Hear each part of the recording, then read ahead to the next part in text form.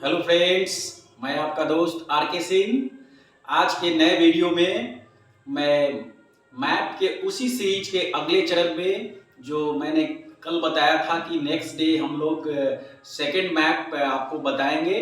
तो second map है आज जो है बिहार राज्य का मैप मैं आपको एक्सप्लेन करने जा रहा हूँ, क्योंकि यस्टरडे जो मैप हमने बताया आपको वो मैप था भोजपुर डिस्ट्रिक्ट का।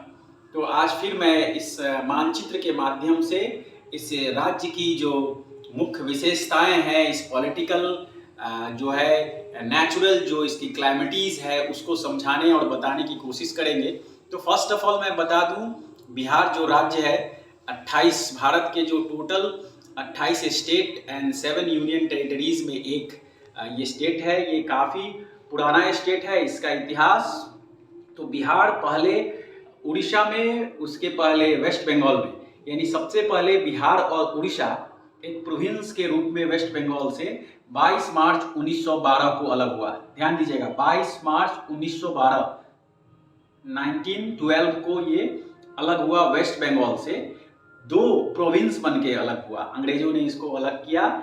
एक था उड़ीसा और दूसरा था बिहार, जैसा कि आप जानते हैं। उसके कुछ सालों बाद, मतलब कुछ सालों बाद रूलिंग करने के बाद, तकरीबन 24 साल बाद 1 अप्रैल 1936, 1 अप्रैल 1936 को पूर्ण रूप से बिहार अलग हो गया। किससे? तो पूर्ण रूप से अलग हो गया ये उड़ीसा से। और अगला जो एक चरण और है सेपरेशन का, जब मैं बता दूं आपको कि नवंबर में 2000 साल, यानी 2000 में, नवंबर के 2000 में बिहार फिर से दो हिस्सों में बट गया।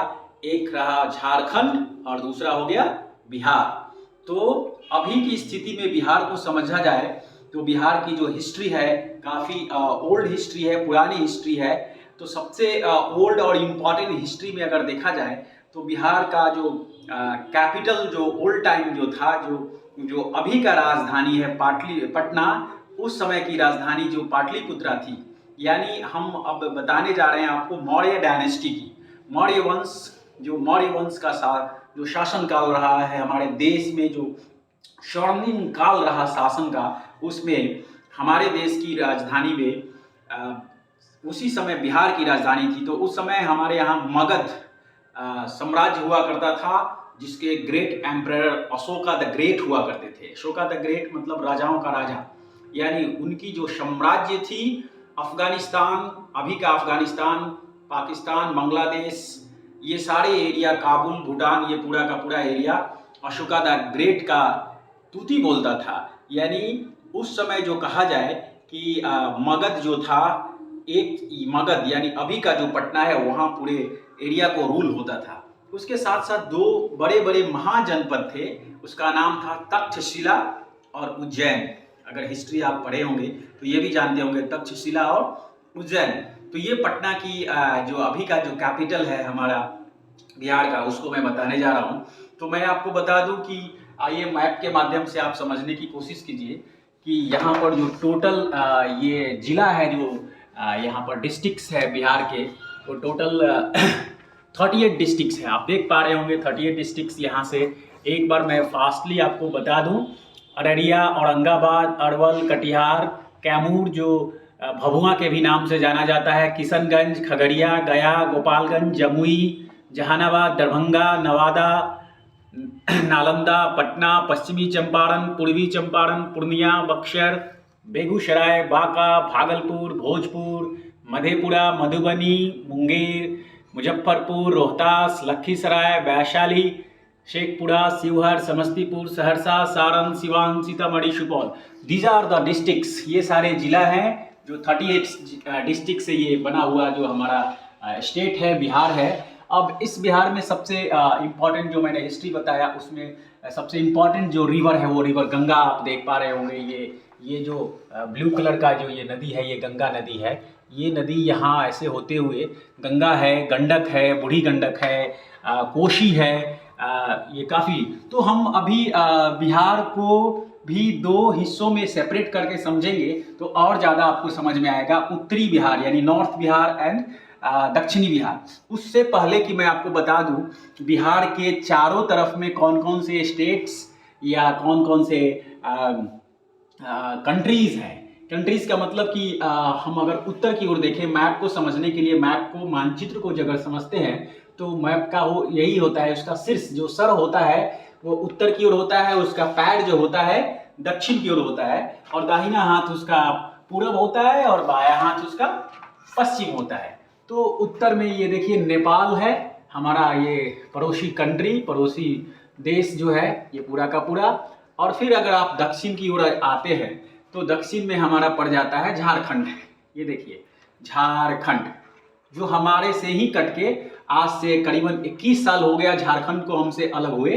तो हम नेक्स्ट के किसी वीडियो में आपको झारखंड के बारे में बताएंगे, वहाँ की खनिज संपदा के बारे में। तो ये हमारा हो गया। देन ये देखिए पूरब की स्थिति समझिए, तो पूरब में यहाँ पर ये नदी है, ये नदी को देखिए। उसके बाद ये वेस्ट बंगाल है सटा हुआ, ये जो कटिहार है हमारा डिस्ट्रिक्ट, इससे सटा हुआ जो स्टेट है पश्चिम बंगाल है। और इसके बाद थोड़ी दूरी पर हमारा बांग्लादेश भी इसी से किशनगंज से सटा हुआ है। अब आ जाते हैं हम पश्चिम की ओर। पश्चिम में देखिए, पश्चिम में आपका जो है उत्तर प्रदेश ये एरिया है पूरा का पूरा, ये पूरा एरिया उत्तर प्रदेश का ये डिस्ट्रिक्ट है। तो इस तरह से ये हमारा बिहार का जो ज्योग्राफिकल स्ट्रक्चर है, भौगोलिक स्थिति जिसको कहते हैं, इस भौगोलिक स्थिति में हम समझेंगे जो अभी मैं आपको बता रहा था कि सबसे इम्पोर्टेंट पार्ट जो है ये जो बिहार का है वो कहाँ से रूल होता है। तो ये देखिए हमारा जो रूलिंग प्लेसेस है ये आपका, ये सारे अलग अलग जो डिस्ट्रिक्ट्स हैं, इस डिस्ट्रिक्ट को समझते हुए आप देखेंगे तो सबसे इम्पोर्टेंट पार्ट है यहाँ पर, जो कि ये अलग अलग ज़िला देखिए आपके अलग अलग ज़िला हैं।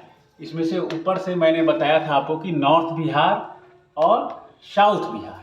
तो नॉर्थ बिहार में ये सारा, ये जो गंगा का नदी है, यहाँ से समझने की कोशिश कीजिए आप। ये पश्चिमी चंपारण और पूर्वी चंपारण, बेतिया और मोतिहारी को कहा जाता है, ठीक है। ये देखिए दिस वन सी, तो ये जो नदी है त्रिवेणी घाट, ये नदी बूढ़ी गंडक होते हुए ये सब मधुबनी, ये नदी से ही यहाँ सेपरेशन है। तो ये सारे जो पश्चिमी चंपारण है, पूर्वी चंपारण है, मुजफ्फरपुर है, वैशाली है, सीतामढ़ी, मधुबनी, दरभंगा, समस्तीपुर, सहरसा, मधेपुरा, सुपौल, अररिया, किशनगंज, पूर्णिया, खगड़िया, कटिहार तक, ये पूरा का पूरा उत्तरी बिहार है। और उत्तरी बिहार में ये ज़्यादा एरिया फ्लड इफेक्टेड होता है। तो फ्लड इफेक्टेड होने के कारण ये है कि ये जो एरिया है ये हिमालय से सटा हुआ है, नेपाल।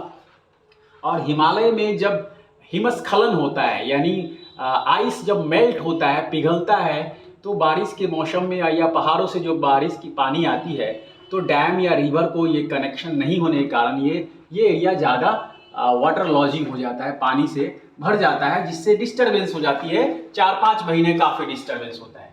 अब आ जाइए आपको दक्षिणी बिहार में, जो कि यहाँ से मैं बता रहा हूँ आपको, ये जो कैपिटल है, ये राजधानी की बात हमने शुरू में ही किया, पटना, जो पूर्व का जो पाटलिपुत्र था मगध के टाइम में, अशोका द ग्रेट के टाइम में बहुत सारे डायनेस्टी यहाँ पर हुए। Maurya dynasty is the toppest and very golden time of the Bihar and India. तो ये देखिए पास में ये भोजपुर डिस्ट्रिक्ट जो है यहाँ से आ रहा, जो हम लोग कल के वीडियो में देखे थे। देन बक्सर, ये एकदम सा साइड में उत्तर प्रदेश से सटा हुआ, रोहतास, कैमूर को भभुआ भी कहते हैं, फिर ये एकदम सटा हुआ साइड में औरंगाबाद, देन गया। अब थोड़ा सा मैं पटना के बाद दूसरा जो इम्पॉर्टेंट टूरिस्ट प्लेस कहा जाए तो गया है। गया क्यों फेमस है कि मौर्य डायनेस्टी के समय गया जो था बौद्धिज्म प्लेस हुआ उसी समय, यानी जब अशोका द ग्रेट कलिंग पर युद्ध करने के बाद जो बहुत सारे लोग मारे गए, रक्तपात हुआ, उस रक्तपात में लास्ट में उनको मन अशांत रहता था, तो लास्टली उन्होंने बौद्ध धर्म अपनाया। और बौद्ध धर्म अपनाने के बाद वो श्रीलंका चले गए। श्रीलंका जाने के बाद तो ये एक प्लेस जो बौद्धि वृक्ष भगवान बुद्ध का जो है, तो ये थोड़ा सा मैं आपको दिखा दूं। आ जाइए इस गया शहर के मैप में, जिसमें ये देख लीजिए ये सारे जगह हैं, जिसमें छोटे छोटे ऐसे रोड्स का एरिया है। और भी तो यहाँ पर जो बौद्ध गया का भगवान, ये देखिए बुद्ध प्रतिमा बोध गया में है। तो यहाँ पर एक बोधि वृक्ष है, उसी वृक्ष के नीचे भगवान बुद्ध को ज्ञान की प्राप्ति हुई थी, इसीलिए उसको कहा जाता है बोधि वृक्ष। तो ये एक बहुत बड़ा टूरिस्ट प्लेस है। यहाँ से हमारे देश में हमारे देश के बाहर के बहुत सारे जो अलग कंट्री हैं, जापान है, चाइना है, रशिया है, और भी भूटान है, ये सारे बहुत सारे कंट्रीज हैं जो बौद्ध धर्म के मानने वाले हैं, ये अक्सर यहाँ आया करते हैं। तो ये सबसे इम्पोर्टेंट प्लेस हो गया आपका गया। और आपको मैं कल भी बताया था कि यहाँ पर भोजपुर बाबू वीर कुंवर सिंह का ये हो गया। इसके बाद अगर इधर देखा जाए आपको तो मधुबनी को थोड़ा हमें बताना बहुत इम्पोर्टेंट लग रहा है, ये इस नॉर्थ बिहार में। तो मधुबनी कलाकृति, मधुबनी पेंटिंग्स आज के समय में और बहुत पहले से बहुत फेमस है।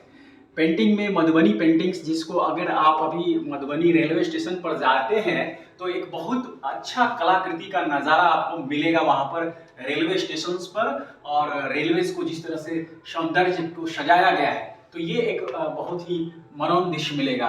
फिर मैं आ जाता हूँ, मैं आता हूँ पटना। पटना में अगर टूरिस्ट की बात करें तो पटना में अंग्रेजों के समय में बनाया हुआ है पटना का गोल घर। ये बहुत इम्पॉर्टेंट है पटना का गोल घर, जो देखने लायक है। यहाँ पर कुछ जूस भी है, चिड़ियाघर भी है। इसके बाद आ जाइए यहाँ पर बिहार शरीफ, पटना से ही सटा हुआ काफ़ी इम्पॉर्टेंट प्लेस है, जो नालंदा का नाम सुने होंगे आप लोग। तो नालंदा जो है ये अपने समय में भी वहाँ पर भी काफ़ी जो फेमस था, यहाँ पर विश्वविद्यालय था एक समय में। यहाँ पर करीबन कई कंट्री, अफगानिस्तान हो, चाइना हो, रशिया हो, जापान हो, बांग्लादेश हो, बांग्लादेश तो उस समय हम लोग साथ में ही थे। तो ये सारे एरियाज में यहाँ लोग पढ़ने आते थे, और दुनिया का ये बहुत बड़ा विश्वविद्यालय था नालंदा विश्वविद्यालय, जो कि अभी वहाँ पर एक बहुत बड़ी लाइब्रेरी हुआ करती है। तो ये लाइब्रेरी अब फिर से इसको जीर्णोद्धार किया गया, उस समय काफ़ी विध्वंस कर दिया गया था दूसरे एम्पायर के द्वारा। तो ये 3-4 जो चीज़ें मैंने बताया आपको, भोजपुर हो गया, पटना हो गया, बिहार शरीफ हो गया, देन आफ्टर मधुबनी हो गया। उसके बाद मैं आता हूँ आपको वैशाली। तो वैशाली से आपको जानने के लिए मिलेगा बहुत इम्पॉर्टेंट चीज़, जिसकी हेड क्वार्टर हाजीपुर है। तो ये वैशाली जो हमारा सबसे पहले जो हमें गणराज्य की मिली थी, यानी डेमोक्रेसी यहीं से स्टार्ट हुई थी, इस वैशाली से। और जो 3 शेर वाला एम्बल जो मिलता है यहाँ से, तो ये वैशाली हो गया आपका। ये भी टूरिस्ट प्लेस, बहुत ही बढ़िया टूरिस्ट प्लेस है यहाँ पर। इस तरह से अगर हम आपको बताएं तो इस स्टेट की सबसे इम्पॉर्टेंट रेवेन्यू कहा जाए तो एग्रीकल्चर है। रेवेन्यू की बात करें तो एग्रीकल्चर है, और एग्रीकल्चर और एनिमल हस्बेंड्रीज हैं, यानी मवेशी पालन और खेती और सब्जी की खेती, धान की खेती, मक्के की खेती, ये ज़्यादा है इसमें।